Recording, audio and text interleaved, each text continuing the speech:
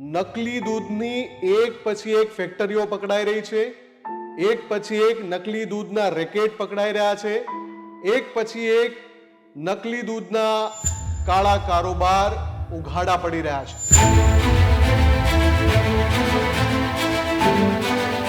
જામનગરના કાલાવડના ગ્રામ્ય વિસ્તારમાં 7,000 લીટરથી વધારે દૂધ ઝડપાયું. ગુજરાત શું એ સેન્ટર બની ગયું છે કે જ્યાં આ પ્રકારની નકલી દૂધ બનાવવાની પ્રવૃત્તિઓ છડેચોક ચાલી રહી છે. હવે આ મેગી બનાવતી જે કંપની છે નેસ્લે ઇન્ડિયા, એને પણ FSSAI એ નોટિસ મોકલી છે. આની પહેલા ડાબરની પ્રોડક્ટને પણ નોટિસ મોકલવામાં આવી હતી.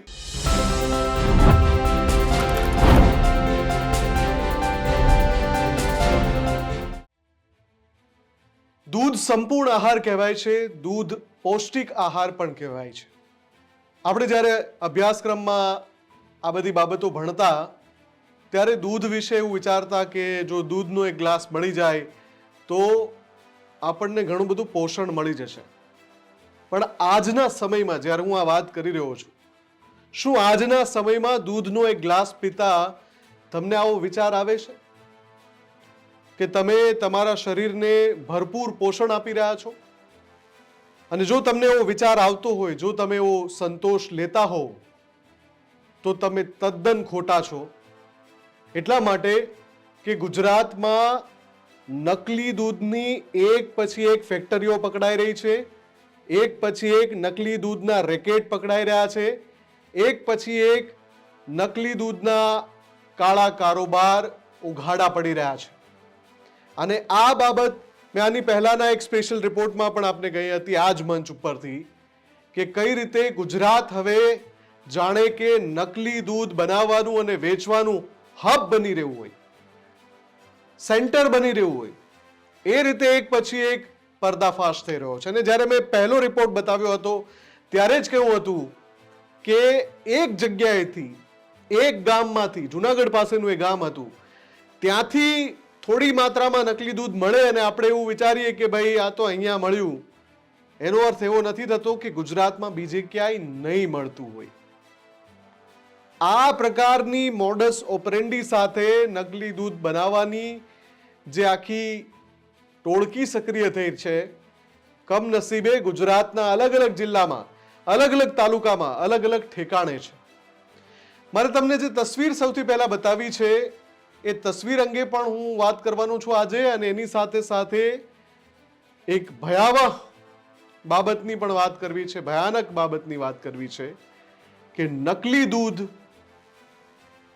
ગુજરાતમાં હવે કાયમી હિસ્સા જેવું બની ગયું છે. કેમ કે જુનાગઢ હોય, ધોરાજી હોય કે પછી આ જે સ્થળે દૂધ પકડાયું છે જેની હું આજે વાત કરવાનો છું અને કેટલું પકડાયું છે, જામનગરના કાલાવડના ગ્રામ્ય વિસ્તારમાં 7,000 લીટરથી વધારે દૂધ ઝડપાયું, જે સંપૂર્ણપણે નકલી હતું, ફેક મિલ્ક.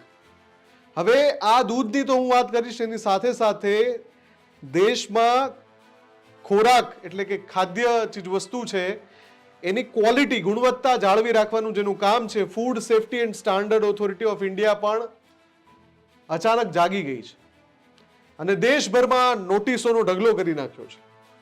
તમે જે ચીજવસ્તુ ખૂબ મજાથી આરોગો છો, તમારા ઘરમાં પણ હશે, હું જ્યારે નામ બોલીશ એ જે પ્રોડક્ટને નોટિસ મળી છે તો તમે વિચારશો કે આ તો આપણા ઘરમાં પણ આવે જ છે, રેગ્યુલર આવે છે. તમારા ખોરાકનો જે હિસ્સો છે એ ચીજવસ્તુને નોટિસ એટલા માટે મળી છે કે એ કંપનીઓ એની ગુણવત્તા નથી જાળવતી, ખોટા લેબલિંગ કરે છે, ખોટી વાત એના પેકેટ ઉપર લખે છે. એ બધી કંપનીઓ કઈ કઈ છે એની પણ વાત કરવી છે. નમસ્કાર, હું છું મુફદ્દલ કપાસી અને આપ જોઈ રહ્યા છો એડિટર્સ પોઈન્ટ વિથ MK.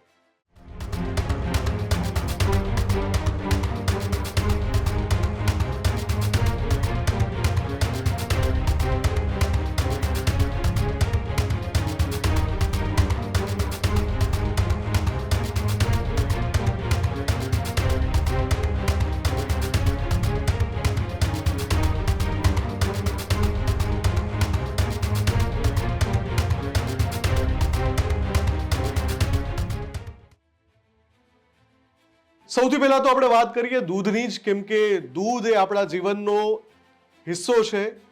દૂધ ઘરે ઘર પીવાય છે, નાના નાના બાળકો, નાના ભૂલકાઓ પીવે છે.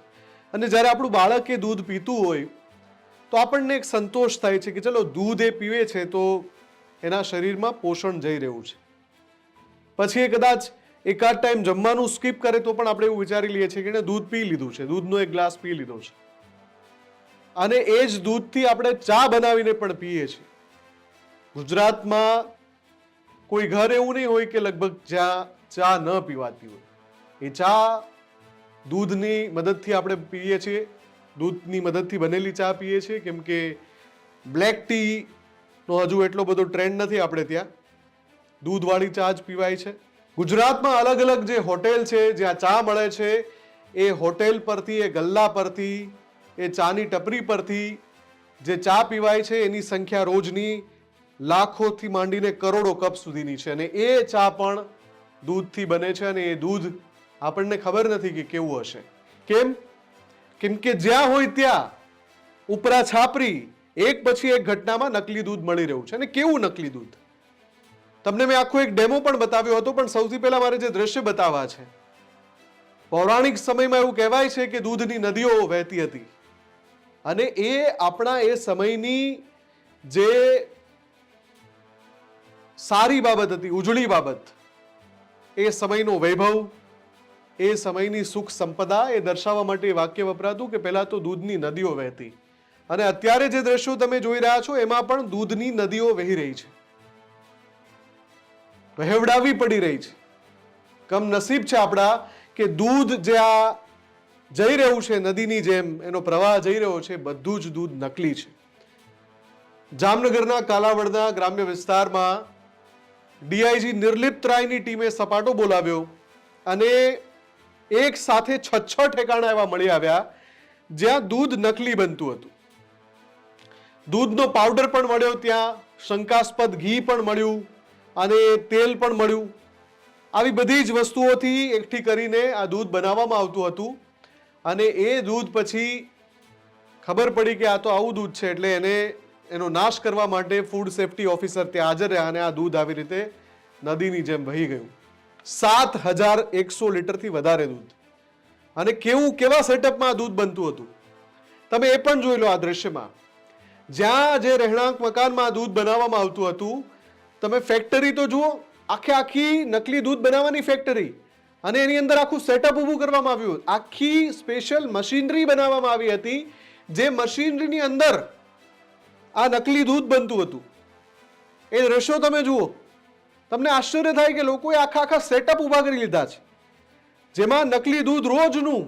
અને આ સેટઅપ જોઈને તમે મને કહો કે આ જગ્યાએથી રોજ કેટલું દૂધ બનતું હશે, તમારા અને મારા ઘરો સુધી આમાંથી કેટલું દૂધ પહોંચ્યું હશે. કેમ કે આ જ સેટઅપમાં રોજ દૂધ બનતું હોય તો જ પરવડે આવડું મોટું સેટઅપ લગાવવું, આવી બધી મશીનરી મોંઘી વસાવી, અને પછી એ દૂધ કેવા સસ્તા ભાવે વેચાતું હશે. ને પછી તમારા મારા સુધી એ તો જે દૂધનો ભાવ ચાલે છે એ જ ભાવે વેચાતું હોય. પણ આવું દૂધ આપણી વચ્ચે વેચાય છે. અને એટલે જ મારી શરૂઆતમાં એ વાત હતી કે શું આપણે નકલી દૂધના હબ સુધી પહોંચી ગયા છીએ? ગુજરાત શું એ સેન્ટર બની ગયું છે કે જે આ પ્રકારની નકલી દૂધ બનાવવાની પ્રવૃત્તિઓ છડેચોક ચાલી રહી છે? પોલીસ અને ફૂડ એન્ડ ડ્રગ્સ વિભાગે જે કામ કરવાની બહુ પહેલા જરૂર હતી, અત્યારે એ કામ થઈ રહ્યું છે. પણ ત્યાં સુધી લોકોએ હજારો લીટર આ રીતનું નકલી દૂધ, આ રીતનું બનાવટી દૂધ પી લીધું. એમના સ્વાસ્થ્ય સાથે જે ચેડા થયા. હવે આ સ્વાસ્થ્ય સાથે ચેડા ખૂબ જાણીતો શબ્દ છે, પણ તમે વિચારો, તમે દૂધની જગ્યાએ પામોલીન તેલ પી રહ્યા હોય, દૂધની જગ્યાએ તમે પામોલીન તેલ પી રહ્યા હોય તો શું થાય તમારા શરીરની અંદર? સૌથી સામાન્ય બાબત જે તમને મને બધાને ખબર છે કે નળીઓ બ્લોક કરી દે. પામોલીન તેલનું જો બનેલું દૂધ આપણે પીતા હોય તો એ નળીઓ બ્લોક કરી દે, તમારી ધમનીઓ બ્લોક કરી દે. એટલે કે હૃદય રોગના હુમલાનું જોખમ સૌથી વધારે થાય. અને એ સિવાય પણ બીજી ઘણી બધી એવી ઘણા બધા શરીરના ઓર્ગન છે કે જેને ગંભીર અસર થાય. અને સવાલ એ છે કે જ્યારે આ રીતે દરોડા પાડીને આ દૂધ પકડી પાડવામાં આવ્યું તો હજુ પણ ગુજરાતના કેટલા જિલ્લામાં, કેટલા તાલુકામાં, કેટલા ગામડાઓમાં આ રીતે નકલી દૂધ બનાવવાવાળા હશે ને જે પશુપાલકો મહેનત કરે છે, જેમની પાસે પશુધન છે, ઘાસચારો મોંઘો થઈ જાય, ઘાસચારો આવે, જે અત્યારે વરસાદ ઓછો છે તો ઘાસચારો મળે નહીં એવી પણ ઘટના બને છે, ત્યારે મોંઘું ખોળ લઈને ખોળ ખવડાવવો પડે પશુઓને અને પશુધનની માવજત કરવી પડે, એમને બીમારી થાય તો એની પાછળ નાણાં ખર્ચવા પડે. એ પશુપાલક કેટલું વેઠીને આપણા સુધી સારું દૂધ પહોંચાડતો હોય છે. એ પશુપાલકનું તો વિચારો. એના ધંધા ઉપર તરાપ મારવા માટે આવા લેભાગુ તત્વો સક્રિય થયા છે ગુજરાતમાં. એના ધંધા પર, પશુપાલકોની આવક પર, રોજીરોટી પર તરાપ મારવા માટે આવા લેભાગુ તત્વો કે જે સૌથી મોટો ક્રાઇમ, સૌથી મોટો ગુનો આચરી રહ્યા છે, આ રીતનું નકલી દૂધ બનાવીને, નકલી દૂધ વેચીને. એટલે જેને પણ ખબર છે કે અહીંયા ક્યાંક આવી શંકાસ્પદ પ્રવૃત્તિ થાય છે, ચોક્કસથી તમારે તાત્કાલિક પોલીસને જાણ કરવી જોઈએ. જો તમે નામ સાથે જાણ કરવા ન માંગતા હો તો તમે પોલીસને કહી શકો છો કે મારું નામ ગુપ્ત રાખજો, પણ આવા લોકોને ઉઘાડા પાડવા પડે. કેમ કે તમે એક પાપીને તો પકડાવી દેશો, સાથે સેંકડો લોકોનું જીવન તમે બચાવી શકશો. કેમ કે આવું સફેદ ઝેર જ્યાં વેચાતું હોય, કાળો કારોબાર જ્યાં ચાલતો હોય, એને તો ઉઘાડા પાડવા માટે અને અમુક રૂપિયા માટે. આમાં કઈ રાતોરાત કરોડપતિ નહીં થઈ જવાતું. અમુક રૂપિયા, કેમ કે તમે દૂધનો પાવડર લાવો કે પછી એ બનાવટી પામોલીન તેલ લાવો, પછી આ બધી મશીનરી લાવો, એમાં પણ ખર્ચો તો થાય જ છે. એટલે તમને જે નફો મળે છે કદાચ સામાન્ય દૂધ કરતા વધારે મળે, ડબલ મળે, ટ્રિપલ મળે, પણ ધનકુબેર નહીં થઈ જાઓ તમે. એટલે આવા તત્વોને ઉઘાડા પાડવા જરૂરી છે. હવે આ બધાની વચ્ચે બીજી જે સૌથી અગત્યની બાબત છે જે મારે કહેવી છે, food standard and safety authority of India, FSSAI, જેનું કામ છે આપણા દેશમાં ખાદ્ય પદાર્થો છે એની ગુણવત્તા જળવાઈ રહે એ જોવાનું. એ જવાબદારી છે FSSAI ની કે જે કંપની ખાદ્ય ખોરાક બનાવે છે, પેકેજમાં જે ફૂડ મળે છે, બોટલમાં મળે છે કે ટીનમાં મળે છે કે કેનમાં મળે છે કે પ્લાસ્ટિકના પાઉચમાં મળે છે, જેમાં પણ ખાવાની ચીજ વસ્તુ મળે છે, પીવાની ચીજ વસ્તુ મળે છે, એ જે ખોરાક છે, એ ખોરાકની ગુણવત્તા જાળવી રાખવાની જવાબદારી FSSAI ની છે. હમણાં FSSAI ખૂબ સક્રિય થઈ છે, સારી બાબત છે, અને ઘણી બધી કંપનીઓને નોટિસ ફટકારી છે. 150 થી વધારે નોટિસ આવી મોકલવામાં આવી છે કે ભાઈ તમે જે ફૂડ વેચો છો, તમે જે ખોરાક વેચો છો પેકિંગમાં, એમાં ગુણવત્તામાં લોચો છે, તમે જે દાવો કર્યો છે એવું નથી મળતું, તમે જે લખીને આપ્યું છે એમાં પણ ભૂલ છે. આ પ્રકારના બધા કારણોને લઈને નોટિસ મોકલવામાં આવી છે. કેટલી નોટિસ? 150 થી વધારે નોટિસ. પણ એ નોટિસ જે કંપનીઓને મોકલવામાં આવી છે, હવે હું એના નામ લઉં એ કંપનીઓના તો તમે ચોંકી જશો. કેમ કે બધી કંપનીઓ એવી છે કે જેમાંથી કોઈ ને કોઈ જ કંપનીની ચીજવસ્તુ તમારા ઘરમાં ચોક્કસથી આવી હશે. તમે પણ એ કંપનીની ચીજવસ્તુઓ ખાતા હશો અને એને નોટિસ મોકલી છે food safety standard authority of India. 150 થી વધુ નોટિસ. આમાં કઈ મોટી બ્રાન્ડ સામેલ છે? એક નામ તો આપણે ખૂબ સાંભળ્યું છે, મેગી. ઘરમાં મેગી ખવાય છે. હવે આ મેગી બનાવતી જે કંપની છે નેસ્લે ઇન્ડિયા, એને પણ FSSAI એ નોટિસ મોકલી છે. કેમ કે એમના કેટલાક એવા પ્રોડક્ટ છે કે જેમાં FSSAI ને લાગે છે કે કોઈ નિયમોનો ભંગ થયો છે. આ પહેલા પણ આવા ઘણા કિસ્સા આપણે જોયા કે જે પેકેજિંગ વાળું ફૂડ મળે છે બહાર, જે આપણે મગાવીએ છીએ અથવા તો શોપિંગ મોલમાં જઈએ એટલે ફટાફટ ટ્રોલીમાં નાખવા મળીએ છીએ, ખરીદવા મળીએ છીએ, પણ એ બધો ખોરાક કેટલો ખરાબ હોય છે એ જ્યારે આવી ઘટનાઓ સામે આવે ત્યારે આપણને ખબર પડે છે. આવી જ એક બીજી બ્રાન્ડ છે કોકોકોલા. કોકોકોલા ઇન્ડિયાને પણ FSSAI એ નોટિસ મોકલી છે. એમના જે પીણા છે એમાં કોઈ સમસ્યાને લઈને જવાબ માંગ્યો છે. આવી જ રીતે ફેરેરો ઇન્ડિયા કરીને કંપની છે, ચોકલેટ બનાવે છે. તમે ફેરેરો નામની ચોકલેટ જોઈ હશે, ખાઈ હશે, ઘણીવાર ખરીદી હશે. એને પણ નોટિસ મોકલાઈ છે. આવી જ એક કંપની છે એબોટ ઇન્ડિયા લિમિટેડ. આ એબોટ ઇન્ડિયા લિમિટેડની પણ ઘણી બધી ચીજ વસ્તુઓ બજારમાં મળે છે. ડેનોન ઇન્ડિયાને પણ નોટિસ મોકલવામાં આવી છે. આ પણ એક મોટી બ્રાન્ડ છે. મોન્ડોલેઝ ઇન્ડિયાને પણ નોટિસ મોકલાઈ છે. વધુ એક કંપની છે કે જેની પ્રોડક્ટ તમે પીધી જ હશે, પેપ્સી બનાવતી કંપની. એને પણ નોટિસ મોકલવી પડી છે. તમે વિચારો, કોકાકોલા, પેપ્સી, નેસ્લે, જે ચીજ વસ્તુઓ તમે ઘણીવાર અસંખ્ય વાર ખરીદી છે, તમારા ખોરાકનો હિસ્સો છે, ઘણીવાર તમે ખાધી છે, આ બધી જ કંપનીઓમાં એની પ્રોડક્ટ્સમાં ક્યાંક ને ક્યાંક કોઈ તો લોચો છે, જેના કારણે આ FSSAI એ નોટિસ મોકલવી પડે. હજુ આ લિસ્ટ અટકતું નથી. આની પહેલા પણ હેલ એનર્જી, રેડબુલ, ડિયાજિયો, કેનવ્યુ ઇન્ક, પછી પેનોડ રિકોર્ડ, આ બધી જે કંપનીઓ છે જે અલગ અલગ ફૂડ પ્રોડક્ટ્સ બનાવે છે, એને નોટિસ ફટકારવામાં આવી છે. આની પહેલા ડાબરની પ્રોડક્ટને પણ નોટિસ મોકલવામાં આવી હતી. એની પહેલા અલગ અલગ એનર્જી ડ્રિંક જે બજારમાં મળે છે એને પણ નોટિસ મોકલવામાં આવી હતી. ટૂંકમાં તમે સમજી શકો છો કે જે પ્રોડક્ટ તમે બહારથી ખરીદો, પેકેજિંગમાં ખરીદો, એમાં શું લખાણ લખ્યું છે ચેક કરી લો. ખાસ તો MFG ડેટ, એ MFG ડેટ શબ્દ આપણે એટલે જાણીએ છીએ કે મેન્યુફેક્ચરિંગનું શોર્ટ ફોર્મ MFG લખ્યું હોય છે કોઈ પણ પેકિંગમાં. એ મેન્યુફેક્ચરિંગ ડેટ ક્યારની છે એટલે કે એ પ્રોડક્ટ ક્યારે બની છે, અને EXP ડેટ એટલે એક્સપાયરી ડેટ, ક્યારે એ પ્રોડક્ટ અખાદ્ય થઈ જાય છે, ખાવાલાયક ચીજ હવે ન ખાઈ શકાય. એક્સપાયરી ડેટ દરેક ખોરાકની જેટલી એ ખોરાક ટકાઉ હોય એના પ્રમાણે એની ડેટનો ગાળો હોય છે. એટલે કે 3 મહિના, 1 મહિનો, 12 મહિના, 18 મહિના, 24 મહિના, આ રીતની અલગ અલગ ગાળો આવે છે. એમાં આ ચકાસવાનું ભૂલો નહીં. કઈ બેચનો છે ખોરાક જે તમે ખરીદી રહ્યા છો, તમારા ઘરમાં લાવી રહ્યા છો, કેમ કે તો જ તમે ઘણી બધી ગંભીર પરિસ્થિતિમાંથી તમારા પરિવારને બચાવી શકશો.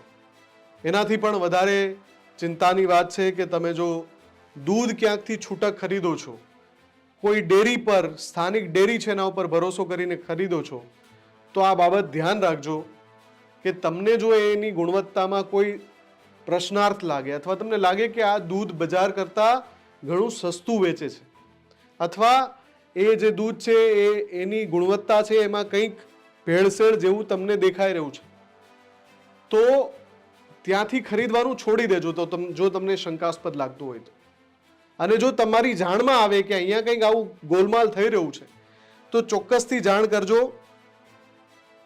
પોલીસને જાણ કરજો, જેથી પોલીસ આગળની કાર્યવાહી કરી શકે અને તમે તમારા પરિવાર ઉપરાંત બીજા ઘણા બધાના પરિવારને બચાવીને આશીર્વાદ મેળવી શકશો. પણ આ તો થયું કે આપણે એક જાગૃત નાગરિક તરીકે કામ કરીએ. જેની જવાબદારી છે એમણે તો આ કામ કરવાનું જ છે, પણ એક પછી એક કેટલી ફેક્ટરીઓ ઝડપાશે ગુજરાતમાંથી? ક્યાં ક્યાં આ રીતે નકલી દૂધ બની રહ્યું છે? શું ગુજરાતમાંથી નકલી દૂધ બનીને બીજા રાજ્યોમાં પણ જઈ રહ્યું છે? આ બધા જ સવાલોના જવાબ હવે ઓથોરિટીઝે મેળવવાના છે, ફૂડ એન્ડ ડ્રગ્સ વિભાગે મેળવવાના છે. કેમ કે બીજું તો ઘણું બધું બનાવટી મળે છે સાહેબ, પણ રોજિંદા આહારનો જે હિસ્સો છે એ દૂધની અંદર આ પ્રકારની મિલાવટ તો ન જ ચાલે. આપનું શું વિચારવું છે? કમેન્ટ કરીને ચોક્કસથી જણાવજો કે આ આખી ઘટનામાં આપ શું વિચારો છો. શું આપના ધ્યાનમાં પણ કોઈ આવી શંકાસ્પદ પ્રવૃત્તિ છે તો પણ કમેન્ટ કરીને ચોક્કસથી જણાવજો. અમારી ટીમ ત્યાં આવશે. અને આવી જ વિશેષ રજૂઆતો માટે જોતા રહો ન્યૂઝરૂમ ગુજરાત. નમસ્કાર.